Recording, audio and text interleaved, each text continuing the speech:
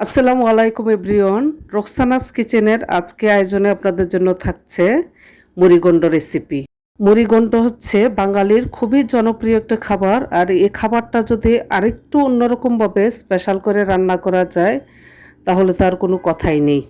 হ্যাঁ ভিউয়ার্স, আজ আমি আপনাদের সাথে একটা স্পেশাল মুড়িঘণ্ট রেসিপি শেয়ার করতে যাচ্ছি। তো কথা না বাড়িয়ে চলে যাচ্ছি রান্নায়। মুড়িঘণ্টটা রান্না করার জন্য এখানে আমি মাঝারি সাইজের রুই মাছের 2টা মাথা নিয়েছি, 2টা টুকরা নিয়েছি এবং লেজ নিয়েছি। এগুলো আমি খুব ভালো করে ধুয়ে পরিষ্কার করে নিয়েছি।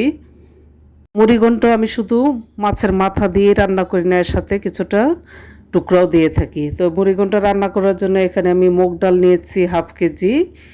এখন আমি একটা কড়াইতে নিয়ে মুগ ডালগুলো খুব ভালো করে ভেজে নিচ্ছি। মুগ ডাল কিন্তু না ভাজলে কাঁচা স্মেল আসবে, খেতে ভালো লাগবে না, আর ভাজলে খুব সুন্দর একটা ফ্লেভার আসবে। তো আমি ভেজে মুগ ডালগুলো ভেজে নিব। আমি কিন্তু আপনাদেরকে আগেই বলেছি স্পেশাল মুড়িঘণ্ট রান্না করছি। তো মুড়িঘণ্ট রান্না করার জন্য এখানে আমি ছোট ছোট আলু নিয়েছি। এখন আলুগুলো খুব ভালো করে সেদ্ধ করে নিচ্ছি। আলুগুলো সেদ্ধ হয়ে গিয়েছে, আমি ছিলে নিব। মুড়িঘণ্ট তো আমরা সাধারণত শুধু মাছ দিয়ে রান্না করে থাকি, মাছের মাথা দিয়ে, আর এখানে আমি ছোট ছোট আলু অ্যাড করছি, এটা হচ্ছে স্পেশালিটি। তো এখানে আমি রান্না করার জন্য 3 টেবিল চামচ পরিমাণ তেল দিয়ে দিয়েছি। 2টা মাঝারি সাইজের পেঁয়াজ কুচি করে কেটে আমি তেলের সাথে ভেজে নিচ্ছি। এই রেসিপিটা আমি বগুড়ার এক আপুর থেকে ইন্সপায়ার হয়ে রান্না করছি। এই রেসিপিটা রান্না করার পর আমার বাসায় তো এখন আর এভাবে ছাড়া মুড়িঘণ্ট খেতেই চায় না, ছোট আলু ছাড়া। তো আমি এর মধ্যে কিছু গরম মশলা অ্যাড করছি, এলাচ, দারচিনি এবং সামান্য পরিমাণ লবঙ্গ, 2টা তেজপাতা দিয়ে দিয়েছি, পেঁয়াজের সাথে ভেজে নিচ্ছি। তো আমার পেঁয়াজটা ব্রাউন কালার হয়ে এসেছে। এর মধ্যে আমি 1 টেবিল চামচ আদা বাটা এবং 1 টেবিল চামচ রসুন বাটা দিয়ে দিয়েছি। তেলের সাথে আবারও ভেজে নিচ্ছি আদা রসুনটা কিছুক্ষণ ভেজে নেওয়ার পর এর মধ্যে আমি 1.5 চা চামচ পরিমাণ মরিচের গুঁড়া দিয়ে দিচ্ছি, 1 চা চামচ পরিমাণ হলুদের গুঁড়া, 1 চা চামচ পরিমাণ ধনিয়ার গুঁড়া, 1 চা চামচ পরিমাণ গরম মশলা পাউডার। এখানে সব ধরনের গরম মশলা পাউডার করা আছে। গরম মশলা পাউডারের সাথে জিরা সহ আছে, এজন্য আমি কোনো জিরা অ্যাড করিনি আলাদাভাবে। এখানে আমি 1.5 চা চামচ পরিমাণ লবণ দিয়ে দিয়েছি। এখন মশলাটা খুব ভালো করে পেঁয়াজের সাথে কষিয়ে নেব। মশলাটা যেন পুড়ে না যায়, এর মধ্যে আমি সামান্য পরিমাণ পানি অ্যাড করছি। এখন আমি মশলাটা খুব ভালো করে কষিয়ে নিব। মশলাটা খুব ভালো করে কষিয়ে না নিলে কিন্তু তরকারির টেস্ট ভালো হবে না।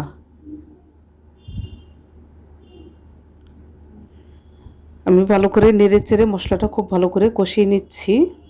আমি আপনাদেরকে অনেস্টলি বলছি, এভাবে যদি আপনারা মুড়িঘণ্টটা রান্না করেন বাসার সবাই পছন্দ করবেই করবে। তো আমার মশলাটা কষানো হয়ে গিয়েছে, এর মধ্যে আমি মাছগুলো দিয়ে দিচ্ছি। মাছগুলো দিয়ে আমি মশলাগুলোর সাথে খুব ভালো করে কষিয়ে নিচ্ছি, মাছগুলো সিদ্ধ না হওয়া পর্যন্ত।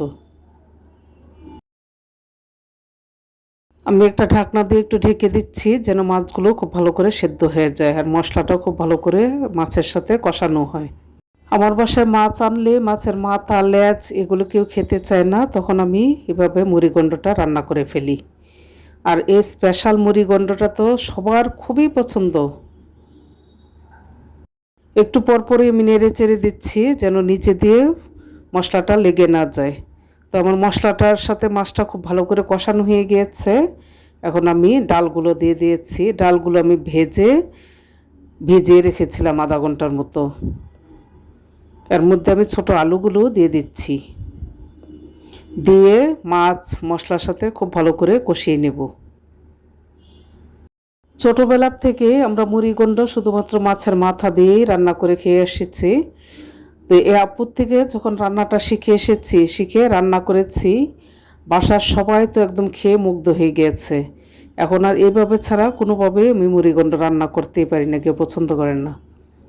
একটু পরপর নেড়ে চেড়ে দিচ্ছি। রান্না করতে করতে আপনাদের কাছে একটা রিকোয়েস্ট করছি, যারা এখনও আমার চ্যানেলে সাবস্ক্রাইব করেননি প্লিজ একটা সাবস্ক্রাইব করে আমার পাশে থাকবেন। আর আমার ফেসবুক পেজ আছে, পেজে লাইক দিয়ে ফলো দিয়ে আমাকে উৎসাহিত করবেন। তো এরই মাঝে কিন্তু আমার ডালটা মাছের সাথে খুব ভালো করে কষানো হয়ে গিয়েছে। আমি আরও একটু নেড়ে চেড়ে দিচ্ছি।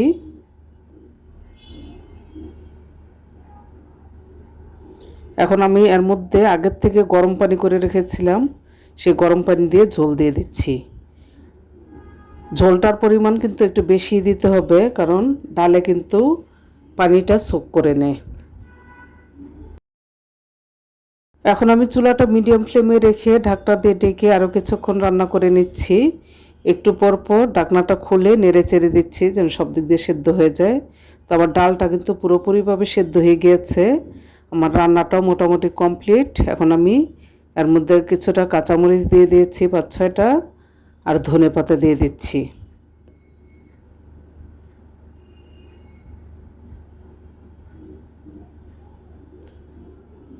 কাঁচামরিচ এবং ধনেপাতাটা সিদ্ধ হওয়ার জন্য আরও কিছুক্ষণ আমি ওয়েট করব।